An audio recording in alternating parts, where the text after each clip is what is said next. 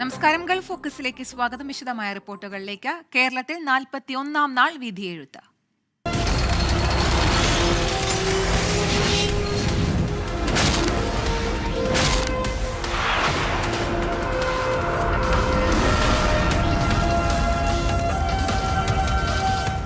Co-sponsored by Durashine Roof and Wall Sheets, ഒരു Tata blue scope steel ഉൽപ്പന്നം.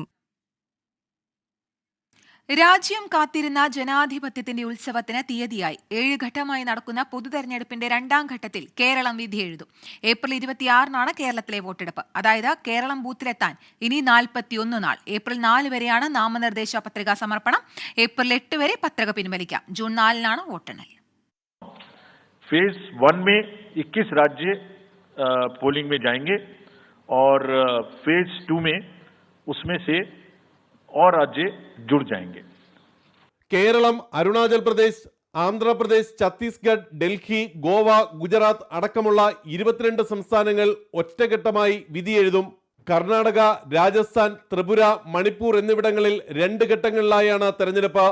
ഛത്തീസ്ഗഡ്, അസം എന്നീ സംസ്ഥാനങ്ങൾ 3 ഘട്ടങ്ങളിലായി ബൂത്തിലെത്തും. ഒഡീഷ, മധ്യപ്രദേശ്, ജാർഖണ്ഡ് എന്നിവിടങ്ങളിൽ തെരഞ്ഞെടുപ്പ് 4 ഘട്ടങ്ങളിലായിട്ടായിരിക്കും. ജമ്മുകാശ്മീർ, മഹാരാഷ്ട്ര എന്നിവിടങ്ങളിൽ 5 ഘട്ടങ്ങളിലായും ഉത്തർപ്രദേശ്, ബീഹാർ, പശ്ചിമ ബംഗാൾ എന്നിവിടങ്ങളിൽ 7 ഘട്ടങ്ങളിലായും വിധിയെഴുത്ത് പൂർത്തിയാകും. 4th फेज में 18 अप्रैल को गजट नोटिफिकेशन होगा और date of polling would be 13th of May. Date of counting in the entire country would be 4th of June for all by-elections, for the assembly elections, for the parliamentary elections. ആകെ 96.8 കോടി വോട്ടർമാരാണ് രാജ്യത്തിന്റെ ഭാഗതയെ നിശ്ചയിക്കാൻ ഇതുവരെ അർഹത നേടിയിട്ടുള്ളത്. ഇതിൽ 49.7 കോടി പുരുഷന്മാരും 47.1 കോടി സ്ത്രീകളും 48,000 ട്രാൻസ്ജെൻഡർമാരും ഉൾപ്പെടുന്നു. 20-നും 29 വയസ്സിനുമിടയിലുള്ള 19.47 കോടി വോട്ടർമാരാണ് രാജ്യത്തുള്ളത്. കന്നി വോട്ടർമാരുടെ എണ്ണം 1.8 കോടി. 10.5 ലക്ഷം പോളിംഗ് സ്റ്റേഷനുകളും 1.5 കോടി പോളിംഗ് ഉദ്യോഗസ്ഥരും തെരഞ്ഞെടുപ്പ് നടപടികൾ പൂർത്തിയാകാൻ ചുമതല നിർവഹിക്കും. 85 വയസ്സിന് മുകളിലുള്ളവർക്കും ഭിന്നശേഷിക്കാരായ വോട്ടർമാർക്കും വീട്ടിലിരുന്ന് വോട്ട് ചെയ്യാം. ലോകത്തിലെ ജനാധിപത്യത്തിന്റെ ഏറ്റവും വലിയ ഉത്സവത്തിനാണ് ഇന്ന് കൊടിയേറിയിരിക്കുന്നത്. ഈ ഉത്സവത്തിന്റെ എല്ലാ ആവേശവും നിങ്ങളിലേക്ക് അതേപടി എത്തിക്കുന്നതിനു വേണ്ടി 24 എല്ലാവിധത്തിലുള്ള തയ്യാറെടുപ്പുകളും പൂർത്തിയാക്കിയിരിക്കുകയാണ്. തെരഞ്ഞെടുപ്പ് കമ്മീഷന്റെ വാർത്താ സമ്മേളനം നടന്ന ഡൽഹിയിലെ വിഗ്യാൻ ഭവനിൽ നിന്നും ക്യാമറമാൻ ജോഗേഷ് കുമാറിനൊപ്പം ആർ രാധാകൃഷ്ണൻ, 24. ലോക്സഭാ തെരഞ്ഞെടുപ്പിൽ കേരളത്തിൽ ഏപ്രിൽ 26-ന് വോട്ടെടുപ്പ്. ഒറ്റഘട്ടമായാണ് 20 മണ്ഡലങ്ങളിലേക്കുള്ള വോട്ടെടുപ്പ് നടക്കുക. ജൂൺ 4-നാണ് ഫലപ്രഖ്യാപനം.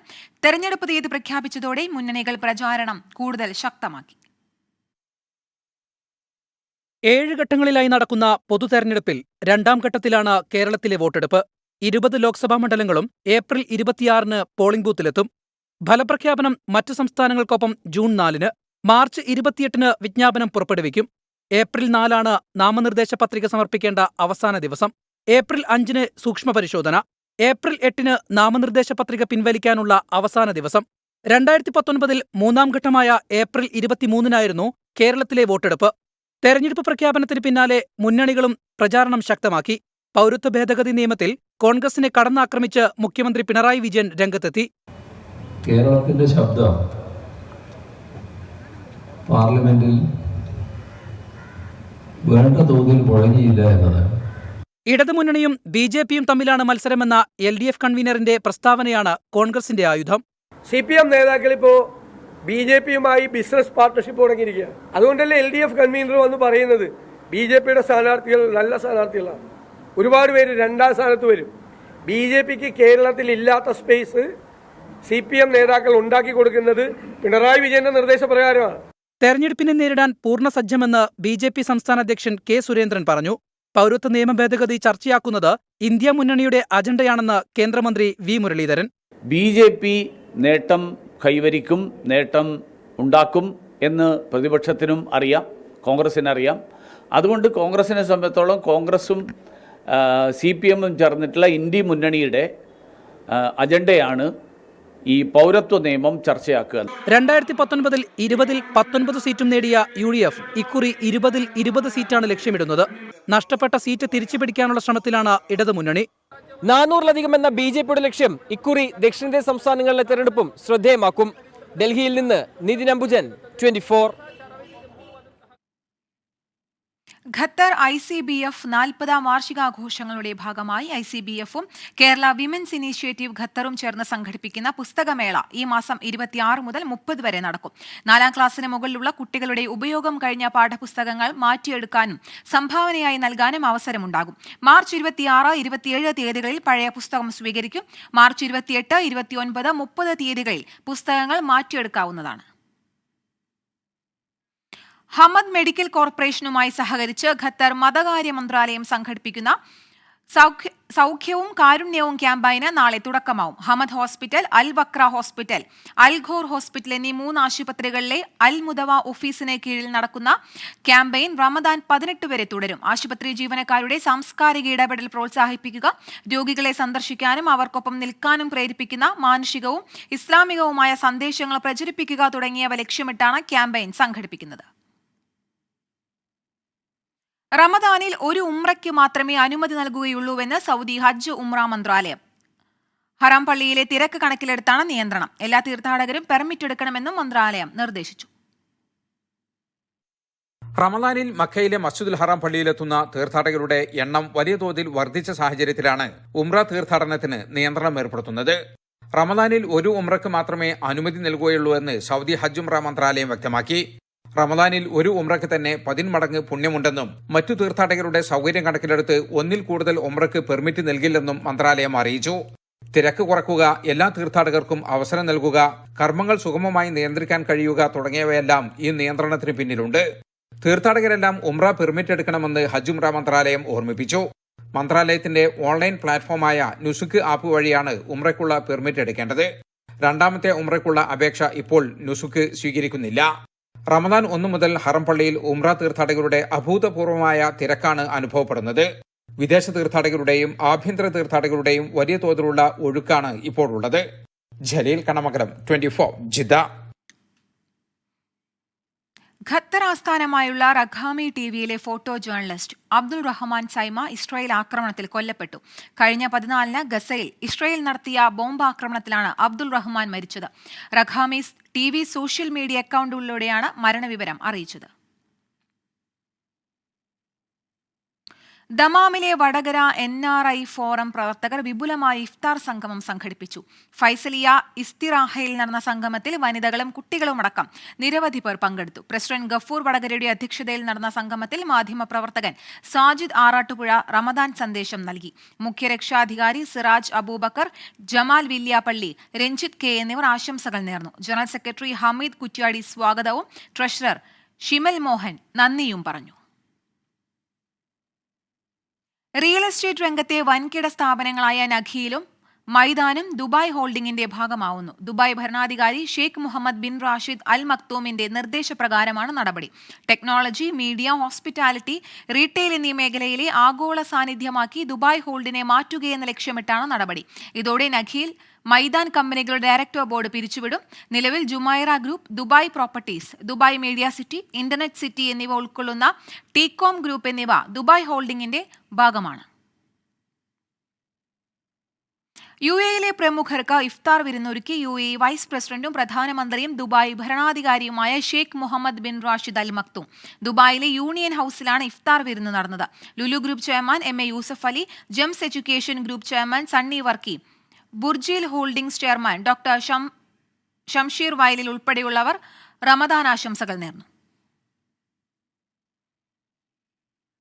കുവൈറ്റ് മാർ ബസേലിയോസ് മൂവ്മെന്റിന്റെ ആഭിമുഖ്യത്തിൽ വലിയ നോമ്പിനോടനുബന്ധിച്ച് കൺവെൻഷനും ധ്യാനവും സംഘടിപ്പിക്കുന്നു. പരിപാടിക്ക് നേതൃത്വം നൽകാൻ മലങ്കര ഓർത്തഡോക്സ് സുറിയാനി സഭ ചെങ്ങന്നൂർ ഭദ്രാസനത്തിലെ വൈദികനും പ്രമുഖ പ്രഭാഷകനുമായ റവറർ father doctor Ninan V George കുവൈറ്റിലെത്തി. മാർച്ച് 17, 18, 20, 21 തീയതികളിൽ Abbasiya Saint Baselios chapel, Salmiya Saint Mary's chapel എന്നിവിടങ്ങളിൽ വൈകിട്ട് 6:30 മുതലാണ് കൺവെൻഷൻ ക്രമീകരിച്ചിരിക്കുന്നത്. മലയാളി യുവാവിനെ ദുബായിൽ കാണാനില്ലെന്ന് പരാതി. വയനാട് അച്ചൂർ സ്വദേശി അഫ്സലിനെയാണ് കഴിഞ്ഞ 2-ാം തീയതി മുതൽ കാണാതായത്. സുഹൃത്തിനെ കാണാനാണ് അൽവർക്കയിലെ താമസ സ്ഥലത്ത് നിന്ന് അഫ്സൽ പോയത്. പിന്നീട് തിരിച്ചെത്തിയില്ലെന്ന് സുഹൃത്തുക്കൾ അറിയിച്ചു. സുഹൃത്തുക്കളും സഹോദരനും ചേർന്ന് ദുബായ് പോലീസിൽ പരാതി നൽകി. വിവരം ലഭിക്കുന്നവർ 3001 എന്ന നമ്പറിൽ അറിയിക്കണം. വാർത്തകളിലേക്ക്. തെരഞ്ഞെടുപ്പ് പ്രഖ്യാപനത്തിന് ദിവസങ്ങൾക്ക് മുമ്പേ പ്രചാരണം ആരംഭിച്ച കേരളത്തിൽ വോട്ടെടുപ്പിന് ഇനി 40 ദിവസം. വേനൽ ചൂടിലും പ്രചാരണം ശക്തമാക്കാനാണ് മുന്നണികളുടെ ശ്രമം. പൗരത്വ ഭേദഗതി നിയമവും സാമ്പത്തിക പ്രതിസന്ധിയും ഉൾപ്പെടെ തെരഞ്ഞെടുപ്പിൽ ചർച്ചാ വിഷയമാവും. ഏപ്രിൽ 26 കേരളത്തിലെ 20 മണ്ഡലങ്ങളിലേക്കുള്ള വോട്ടെടുപ്പ്. ഫലപ്രഖ്യാപനം മറ്റു സംസ്ഥാനങ്ങൾക്കൊപ്പം ജൂൺ 4. 2019 തെരഞ്ഞെടുപ്പിൽ 20-ൽ 19 മണ്ഡലങ്ങളിലും UDF വിജയിച്ചു. ആലപ്പുഴ മാത്രമാണ് CPM-നൊപ്പം നിന്നത്. സിറ്റിംഗ് എംപിമാരെ പരിഗണിച്ചും രാഹുൽ ഗാന്ധി ഉയർത്തിയുമാകും കോൺഗ്രസിന്റെ പ്രചാരണ തന്ത്രം. പൊതുതെരഞ്ഞെടുപ്പ് രാജ്യത്തിന്റെ ഭാവി നിർണ്ണയിക്കുമെന്ന് ഡോക്ടർ ശശി തരൂർ. എല്ലാവർക്കും എന്താണ് ഈ തെരഞ്ഞെടുപ്പിന്റെ മഹത്വം, ഭാരതത്തിന്റെ ഭാവിയെക്കുറിച്ചാണ്. ജൂൺ 4 നമുക്ക് അറിയും ആരായിരിക്കും ഭാരതത്തെ ഭരിക്കാൻ പോകുന്നത്. പൗരത്വ ഭേദഗതി നിയമം, BJPയുടെ വർഗീയ അജണ്ട, കോൺഗ്രസിന്റെ മൃദു ഹിന്ദുത്വ സമീപനം എന്നിവയാണ് ഇടതുമുന്നണി മുന്നോട്ട് വെക്കുന്നത്. കേരളത്തിൽ CAA നടപ്പാക്കില്ലെന്ന് മുഖ്യമന്ത്രി പിണറായി വിജയൻ പരസ്യമായി പ്രഖ്യാപിച്ചു. രാഹുൽ ഗാന്ധിയും KC വേണുഗോപാലും കേരളത്തിൽ മത്സരിക്കാനെത്തിയത് ഇന്ത്യ സഖ്യത്തിന്റെ ഭാവി തുലച്ചെന്നും കുറ്റപ്പെടുത്തുന്നു. കേരളത്തിൽ ഭരണാനുകൂല തരംഗമുണ്ടെന്നും CPM സംസ്ഥാന സെക്രട്ടറി MV ഗോവിന്ദൻ. BJPക്കൊന്നും ഒരു സീറ്റും കേരളത്തിൽ ലഭിക്കാനുള്ള സാധ്യത, ഇന്ത്യൻ പ്രധാനമന്ത്രി 10 സീറ്റ് കിട്ടും, 2 അക്ക നമ്പറിലേക്ക് കടക്കും എന്ന് പറഞ്ഞിട്ടൊന്നും ഒരു കാര്യമില്ല. അങ്ങനെ കടക്കുന്ന ഒരു സംസ്ഥാനമല്ല കേരളം. ഇത്തവണയെങ്കിലും അക്കൗണ്ട് തുറക്കാനാണ് BJPയുടെ ശ്രമം. 2 അക്കം കേരളത്തിൽ നിന്നുണ്ടാകുമെന്നായിരുന്നു പ്രധാനമന്ത്രി നരേന്ദ്രമോദിയുടെ പ്രഖ്യാപനം. തൃശൂരും തിരുവനന്തപുരവുമാണ് BJP ലക്ഷ്യമിടുന്നത്. കോൺഗ്രസ് നേതാക്കളുടെ BJPയിലേക്കുള്ള കൂടുമാറ്റം അനുകൂലമാകുമെന്നാണ് NDA ക്യാമ്പിന്റെ വിലയിരുത്തൽ. പുതുതലമുറ ദേശം എന്ന് പറയുന്ന, രാജ്യം എന്ന് പറയുന്ന വിചാരത്തിലേക്ക്, ദേശം എങ്ങനെ പങ്കുചേരണം എന്ന് പറയുന്ന ചിന്താഗതിയിലേക്ക് വന്നിട്ടുണ്ട്. അതാണ് പ്രധാനമന്ത്രി ആദ്യം സൂചിപ്പിച്ചത്. തരും എന്നാണ് ഉറച്ച വിശ്വാസം. SFIക്കെതിരെ ഉയരുന്ന ആരോപണങ്ങൾ, സർക്കാരിനെതിരെയുള്ള ഭരണവിരുദ്ധ വികാരം, അഴിമതി ആരോപണങ്ങൾ, സപ്ലൈകോ പ്രതിസന്ധി, മനുഷ്യ വന്യജീവി സംഘർഷം, ക്ഷേമ പെൻഷൻ മുടങ്ങൽ തുടങ്ങി വിവിധ വിഷയങ്ങൾ തിരഞ്ഞെടുപ്പിൽ സജീവ ചർച്ചാ വിഷയമാകും. 24 തിരുവനന്തപുരം. ലോക്സഭാ തെരഞ്ഞെടുപ്പ് തീയതി പ്രഖ്യാപനത്തിന് പിന്നാലെ തികഞ്ഞ വിജയപ്രതീക്ഷയുമായി ഇന്ത്യ മുന്നണികൾ. BJPയും NDA മുന്നണിയും തെരഞ്ഞെടുപ്പിന് സജ്ജമെന്ന് പ്രധാനമന്ത്രി നരേന്ദ്രമോദി. ഇന്ത്യ മുന്നണി 300 സീറ്റുകളിൽ വിജയം നേടുമെന്ന് കോൺഗ്രസ്. ജമ്മുകശ്മീരിൽ നിയമസഭാ തെരഞ്ഞെടുപ്പ് നടത്താത്തതിന്റെ കാരണം വിശദീകരിക്കണമെന്ന് നാഷണൽ കോൺഫറൻസ് അധ്യക്ഷൻ ഫറൂഖ് അബ്ദുള്ള. രാജ്യം ഉറ്റുനോക്കിയ ലോക്സഭാ തെരഞ്ഞെടുപ്പ് തീയതികളുടെ പ്രഖ്യാപനങ്ങളാണ് തെരഞ്ഞെടുപ്പ് കമ്മീഷൻ പ്രഖ്യാപിച്ചത്. 7 ഘട്ടമായി നടക്കുന്ന തെരഞ്ഞെടുപ്പ് തീയതികൾ പ്രഖ്യാപിച്ചതിന് പിന്നാലെ പ്രതികരണങ്ങളുമായി പാർട്ടികളും രംഗത്തെത്തി. തെരഞ്ഞെടുപ്പിനെ നേരിടാൻ BJP ഇതിനോടകം തന്നെ തയ്യാറെടുത്തെന്ന് പ്രധാനമന്ത്രി നരേന്ദ്രമോദി എക്സ് പോസ്റ്റിലൂടെ പ്രതികരിച്ചു. അടുത്ത 1000 വർഷത്തെ ഇന്ത്യയുടെ വികസന പ്രയാണത്തിനുള്ള മാർഗരേഖ തയ്യാറാക്കുന്ന കാലഘട്ടമായിരിക്കും വരുന്ന 5 വർഷമെന്നും നരേന്ദ്രമോദി കുറിച്ചു. ലോക്സഭാ തെരഞ്ഞെടുപ്പിനായി കോൺഗ്രസ് നേതാവ് രാഹുൽ ഗാന്ധി ഉടൻ തന്നെ പ്രചാരണ പരിപാടികൾ ആരംഭിക്കുമെന്ന് കോൺഗ്രസ് MP മാണിക്യം ഠാക്കൂർ. सबको बराबरी का हक और अधिकार मिला है और उसको अधिकार मिला है कि अपने मत के माध्यम से अपना सरकार बनाने का अधिकार ये स्वागत योग्य है और इससे बड़ा पवित्र कोई व्यवस्था हो नहीं सकती है. തെരഞ്ഞെടുപ്പ് യുവാക്കളുടെ തൊഴിലിനും സ്ത്രീ സുരക്ഷയ്ക്കും കർഷകർക്ക് താങ്ങുവിലയ്ക്കും വേണ്ടിയുള്ളതാണെന്ന് समाजवादी पार्टी MP डिम्पल यादव. चुनाव बहुत ही महत्वपूर्ण चुनाव है और मैं प्रदेश के सभी लोगों से कहूँगी कि बहुत सोच समझ के इस बार चुनाव अपना वोट डालें. തെരഞ്ഞെടുപ്പിൽ BJP 370 മുകളിൽ സീറ്റ് നേടുമെന്ന് മധ്യപ്രദേശ് മുൻ മുഖ്യമന്ത്രി ശിവരാജ് സിംഗ് ചൗഹാൻ. ലോക്സഭാ തെരഞ്ഞെടുപ്പിൽ നിഷ്പ്രയാസം വിജയിക്കാൻ കഴിയുമെന്ന ആത്മവിശ്വാസത്തിലാണ് BJP നേതാക്കൾ. ഇന്ത്യ മുന്നണിയാകട്ടെ ഭരണം തിരിച്ചുപിടിക്കാനാകുമെന്ന പ്രതീക്ഷയിലും. 24 ഡൽഹി.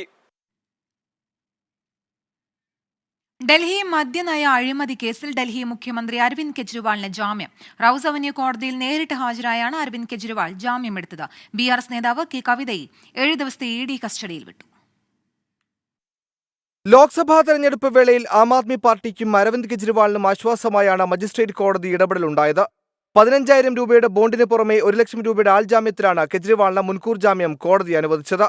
മജിസ്ട്രേറ്റ് കോടതി നടപടിക്കെതിരെ കെജ്രിവാൾ സെഷൻസ് കോടതിയെ സമീപിച്ചിരുന്നെങ്കിലും അനുകൂല നടപടി ഉണ്ടായിരുന്നില്ല. അന്വേഷണത്തോട് കെജ്രിവാൾ സഹകരിക്കുന്നില്ല എന്നാണ് EDയുടെ ആരോപണം. മദ്യനയ അഴിമതി കേസിൽ ഇ ഡി ഇന്നലെ അറസ്റ്റ് ചെയ്ത കെ കവിതയെ 10 ദിവസത്തെ കസ്റ്റഡിയിൽ വേണമെന്നാവശ്യപ്പെട്ടെങ്കിലും റൌസ് അവന്യൂ കോടതി 7 ദിവസമാണ് അനുവദിച്ചത്. അറസ്റ്റ് നിയമവിരുദ്ധമെന്നും കോടതിയിൽ നേരിടുമെന്നുമാണ് കെ കവിത പ്രതികരിച്ചത്.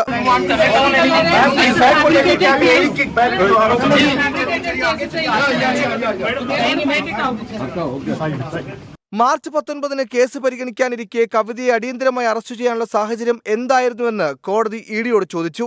ഇ ഡി സമൻസിനെതിരെ കവിത സമർപ്പിച്ച ഹർജി സുപ്രീംകോടതി ചൊവ്വാഴ്ച പരിഗണിക്കും. 24 ഡൽഹി. ബഹ്റൈൻ ഇന്ത്യൻ ക്ലബിന്റെ നേതൃത്വത്തിൽ സൗന്ദര്യ മത്സരമായ മേക്ക് ക്വീൻ 2024 സംഘടിപ്പിക്കുന്നു. മെയ് 31-ന് ക്ലബ് അങ്കണത്തിൽ നടക്കുന്ന പരിപാടിയിൽ വിവിധ രാജ്യങ്ങളിൽ നിന്നുള്ള മത്സരാർത്ഥികൾ പങ്കെടുക്കും. ഇന്ത്യൻ ക്ലബ് വർഷം തോറും സംഘടിപ്പിക്കുന്ന പരിപാടികളിൽ ഏറ്റവും ശ്രദ്ധേയമായ ഒന്നാണ് മേക്ക് ക്വീൻ എന്ന സൗന്ദര്യ മത്സരം. ബഹ്റൈനിൽ താമസിക്കുന്ന 16 വയസ്സിന് മുകളിൽ പ്രായമുള്ള ഏത് രാജ്യക്കാരായ വനിതകൾക്കും മത്സരത്തിൽ പങ്കെടുക്കാം. Ethnic wear, casual wear, party wear എന്നിങ്ങനെ 3 റൗണ്ടുകളിലായി നടക്കുന്ന മത്സരത്തിൽ ടൈറ്റിൽ വിന്നറെ കൂടാതെ വിവിധ വിഭാഗങ്ങളിലും സമ്മാനങ്ങൾ നൽകുന്നതായിരിക്കും. ക്യാഷ് പ്രൈസ്, ആഭരണങ്ങൾ, വിമാന ടിക്കറ്റുകൾ, ഫാഷൻ ആക്സസറീസ്, ഗിഫ്റ്റ് ഹാമ്പറുകൾ എന്നിവയുൾപ്പെടെ നിരവധി ആകർഷകമായ സമ്മാനങ്ങളാണ് വിജയികളെ കാത്തിരിക്കുന്നത്. ബഹ്റൈനിലുള്ള സ്ത്രീകൾക്ക് അവരുടെ സൗന്ദര്യവും കഴിവും ബുദ്ധിയും പ്രദർശിപ്പിക്കാനുള്ള പ്രഥമ അവസരമായിരിക്കും ഇത്. മത്സരത്തിലേക്കുള്ള രജിസ്ട്രേഷൻ ഫീസ് 10 ദിനാറാണ്. അപേക്ഷകൾ സമർപ്പിക്കേണ്ട അവസാന തീയതി ഏപ്രിൽ 12 ആയിരിക്കുമെന്നും ഇന്ത്യൻ ക്ലബ് പ്രസിഡന്റ് കേശസ് Perera, acting general secretary Gopakumar തുടങ്ങിയവർ വാർത്താ സമ്മേളനത്തിൽ അറിയിച്ചു. The former May Queen beauty pageant herself, any girl or woman who comes up at the age of 16 onwards, you want to give it, make it something different. Over the years, with all due respect to all our executive committees, they have always tried to do better every year. 24 Bahrain.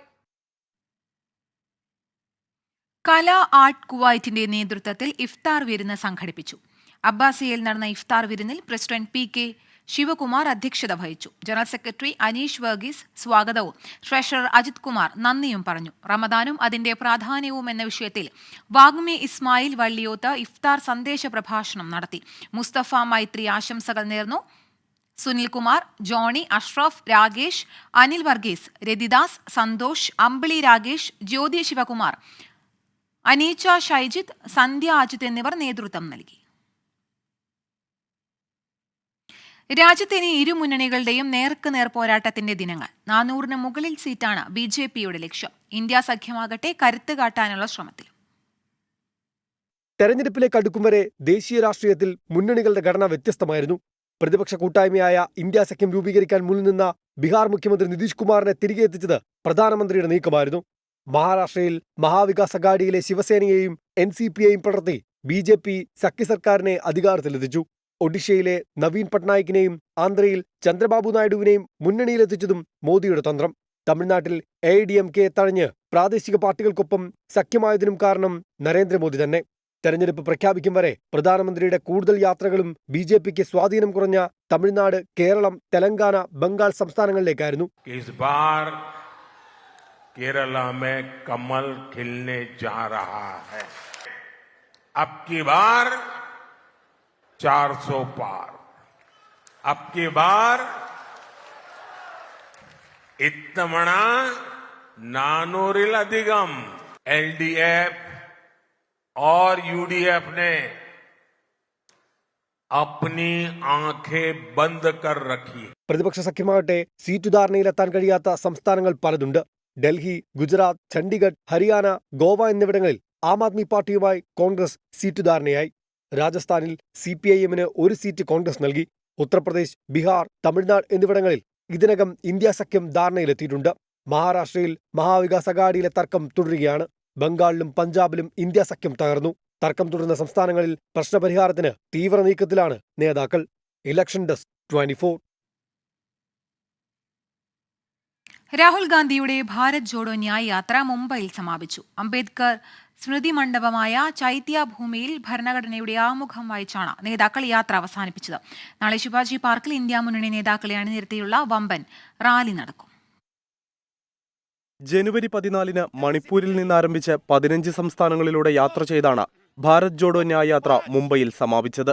1600-ലേറെ kilometre താണ്ടിയായിരുന്നു യാത്ര. അംബേദ്കർ സ്മൃതിയുള്ള ചൈത്യഭൂമിയിൽ ഭരണഘടനയുടെ ആമുഖം വായിച്ച് പരിസമാപ്തി. യാത്രയിലൂടെ കോൺഗ്രസ് മുന്നോട്ടുവെച്ച ആശയങ്ങൾ ഉൾക്കൊള്ളിച്ച laser ഷോയും ഉണ്ടായിരുന്നു. Priyanka Gandhi, Ashok Gehlot, KC Venugopal, Ramesh ചെന്നിത്തലയടക്കം നേതാക്കളും രാഹുലിനൊപ്പം പങ്കെടുത്തു.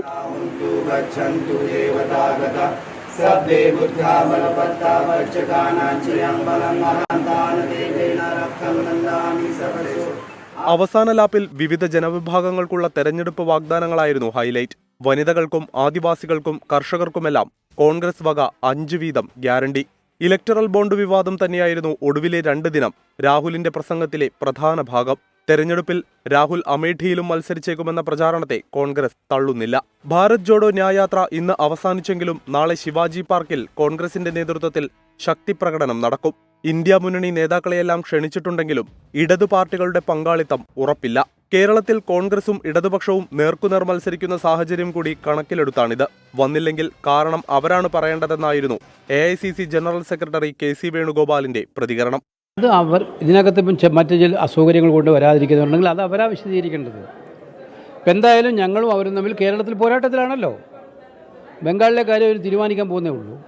അപ്പോൾ നാളത്തെ പരിപാടിയിൽ അവർ വരുമെന്നാണ് ഞങ്ങൾ പ്രതീക്ഷിക്കുന്നത്. ഇപ്പോഴും ഞങ്ങൾ പ്രതീക്ഷിക്കുന്നുണ്ട്. ഭാരത് ജോഡോ യാത്രകളിൽ നിന്ന് രാഹുലും പാർട്ടിയും ഉൾക്കൊണ്ട ഊർജം വരുന്ന ലോക്സഭാ തെരഞ്ഞെടുപ്പിൽ വോട്ടാകുമെന്ന പ്രതീക്ഷയിലാണ് കോൺഗ്രസ് നേതൃത്വം.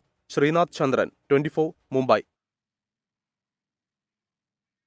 പുരാവസ്തു തട്ടിപ്പ് കേസിലെ അന്വേഷണ ഉദ്യോഗസ്ഥനായ DYSP YR അഷ്ടത്തിനെതിരെ വിജിലൻസ് അന്വേഷണം. മോൺസൺ കേസിലെ പരാതിക്കാർ വിജിലൻസ് ഡയറക്ടർക്ക് നൽകിയ പരാതിയിലാണ് നടപടി. അന്വേഷണം വേഗത്തിലാക്കാൻ റസ്റ്റം 1.25 ലക്ഷം വാങ്ങിയെന്നാണ് പരാതി കെട്ടിച്ചമച്ചതെന്ന് YR അഷ്ടം 24-നോട് പറഞ്ഞു. മോൺസൺ മാവുങ്കലിനെതിരെ പരാതി നൽകിയ യാക്കൂബ്, ഷമീർ എന്നിവരാണ് അന്വേഷണ ഉദ്യോഗസ്ഥനെതിരെ വിജിലൻസിനെ സമീപിച്ചത്. കേസന്വേഷണം വേഗത്തിലാക്കാൻ റസ്റ്റം പണം ആവശ്യപ്പെട്ടു എന്നാണ് പരാതി. പരാതിയിൽ വിജിലൻസ് പ്രാഥമിക അന്വേഷണം ആരംഭിച്ചു. വിജിലൻസ് DYSP ടോമി സെബാസ്റ്റ്യനാണ് അന്വേഷണ ചുമതല. പരാതിക്കാരുടെ മൊഴി തിങ്കളാഴ്ച രേഖപ്പെടുത്തും. ആരോപണം DYSP YR അഷ്ടം തള്ളി. കൈക്കൂലി കേസിലെ പരാതിക്കാരനായ യാക്കൂബും സുഹൃത്ത് ഷമീറും ചേർന്ന് മോൺസണെതിരായ പോക്സോ കേസ് ഒത്തുതീർപ്പാക്കാൻ തന്നെ സമീപിച്ചു. ഇതിന് കൂട്ടുനിൽക്കാത്തതിലെ വൈരാഗ്യമാണ് പരാതിക്ക് പിന്നിലെന്നും റസ്റ്റം 24-നോട്. മോൺസന്റെ ഒരു പോക്സോ കേസിലെ വ്യക്തിമായ ഒരു പെൺകുട്ടിയുണ്ട്. അവരെ ധീരയായിട്ട് മൊഴിയെടുത്തിട്ടുണ്ട്. അപ്പോൾ അവർക്ക് സഹായിക്കണം എന്ന് പറഞ്ഞു. ഞാൻ പറഞ്ഞു അതിന് സഹായിക്കാൻ നിങ്ങളവരെ നേരിട്ട് ബന്ധപ്പെട്ടാൽ മതി. അപ്പോൾ പറഞ്ഞു നേരിട്ട് ബന്ധപ്പെട്ടാൽ പോലീസിനെ കൊണ്ട് എന്തെങ്കിലും ചെയ്യാൻ പറ്റുമെന്ന് ചോദിച്ചു. ഞങ്ങൾ ചെയ്തു തരില്ല, നിങ്ങളും നേരിട്ട് ആ പെൺകുട്ടിക്ക് എന്തെങ്കിലും കൊടുക്കുന്നത് നിയമപരമായി തെറ്റാണ് എന്ന് പറഞ്ഞു. എന്നെ വിളിച്ചിട്ട് ചോദിച്ചു, സാറേ ആ പൈസ അയച്ചിട്ടുണ്ട്, കിട്ടിയോന്ന് ചോദിച്ചു. അപ്പോൾ ഞാൻ പറഞ്ഞു പണം അയച്ചിട്ടുണ്ടെങ്കിൽ അതിന്റെ സ്ക്രീൻഷോട്ട് അയച്ചു തരാൻ പറഞ്ഞു. ദാറ്റ് ഹാപ്പൻഡ് ഇൻ 2022 ആദ്യമോ 2022 ലാസ്റ്റിലോ ആണ്. പരാതിക്കാർക്കെതിരെ ഹൈക്കോടതിയെ സമീപിക്കാനും റസ്റ്റം ആലോചിക്കുന്നുണ്ട്. മോൺസൺ മാവുങ്കൽ പ്രതിയായ തട്ടിപ്പ് കേസിൽ ക്രൈംബ്രാഞ്ച് കുറ്റപത്രം സമർപ്പിച്ചിരുന്നു. 24 കൊച്ചി. മഹാരാഷ്ട്രയിൽ കോൺഗ്രസ് നയിക്കുന്ന മഹാവികാസ് അഘാഡി സഖ്യത്തിൽ സീറ്റ് ചർച്ചയിൽ തർക്കം തുടരുന്നു. AICC ജനറൽ സെക്രട്ടറി KC വേണുഗോപാലും സംസ്ഥാനത്തിന്റെ ചുമതലയുള്ള രമേശ് ചെന്നിത്തലയും മുതിർന്ന നേതാവ് ബാലാസാഹേബ് തോറാട്ടും ശരത് പവാറുമായി കൂടിക്കാഴ്ച നടത്തി. മുംബൈയിലെ ശരത് പവാറിന്റെ വീട്ടിലായിരുന്നു കൂടിക്കാഴ്ച. സഖ്യത്തിലേക്ക് എത്തുന്ന വംചിത് ബഹുജൻ അഘാഡിക്ക് നൽകേണ്ട സീറ്റുകളെ ചൊല്ലിയാണ് ചർച്ചകൾ തുടരുന്നത്. അതേസമയം 20 സ്ഥാനാർത്ഥികളുടെ ആദ്യഘട്ട പട്ടിക പുറത്തുവിട്ടെങ്കിലും BJP സഖ്യത്തിലും സീറ്റ് ചർച്ച പൂർത്തിയായില്ല. കോഴിക്കോട് പേരാമ്പ്രയിലെ അനുവിന്റെ മരണത്തിൽ ദുരൂഹത തുടരുന്നു. അനുവിന്റെ ശരീരത്തിൽ മുറിവുകളും ചതവുകളും ഉണ്ടെന്നാണ് പോസ്റ്റ്മോർട്ടം റിപ്പോർട്ട്. ആഭരണങ്ങൾ കവരുന്നതിനിടെ കൊലപാതകം നടന്നതെന്നാണ് പോലീസ് സംശയിക്കുന്നത്. സംഭവ സമയത്ത് പ്രദേശത്തെത്തിയ ബൈക്ക് കേന്ദ്രീകരിച്ചാണ് അന്വേഷണം. കഴിഞ്ഞ ചൊവ്വാഴ്ചയാണ് നൊച്ചാട് സ്വദേശി അനുവിനെ തോട്ടിൽ മരിച്ച നിലയിൽ കണ്ടെത്തിയത്. മുട്ടൊപ്പം വെള്ളത്തിൽ അനു മുങ്ങി മരിച്ചതിൽ അസ്വാഭാവികത ഉണ്ടെന്ന് കുടുംബം ആരോപിച്ചിരുന്നു. മാല ഉൾപ്പെടെയുള്ള ആഭരണങ്ങൾ കാണാനില്ലെന്നും കുടുംബം പോലീസിന് മൊഴി നൽകിയിട്ടുണ്ട്. സ്വർണം കവരുന്നതിനിടെയുണ്ടായ ആക്രമണം കൊലപാതകത്തിൽ കലാശിച്ചു എന്നാണ് പോലീസ് സംശയിക്കുന്നത്. സംഭവ സമയം ചുവന്ന ബൈക്കിൽ പ്രദേശത്തെത്തിയ വ്യക്തിയുടെ ദൃശ്യങ്ങളും കാണാതായ സ്വർണ്ണാഭരണങ്ങളുടെ ദൃശ്യങ്ങളും പോലീസ് പുറത്തുവിട്ടു. പ്രദേശത്തെ CCTVകൾ കേന്ദ്രീകരിച്ച് പേരാമ്പ്ര DYSPയുടെ നേതൃത്വത്തിൽ 3 സംഘങ്ങളായാണ് അന്വേഷണം പുരോഗമിക്കുന്നത്. സംഭവവുമായി ബന്ധപ്പെട്ട് പ്രദേശവാസികളുടെ മൊഴിയും പോലീസ് രേഖപ്പെടുത്തി. 24 കോഴിക്കോട്. ഗൾഫ് ഫോക്കസ് പൂർണ്ണമാവുകയാണ്. Good night.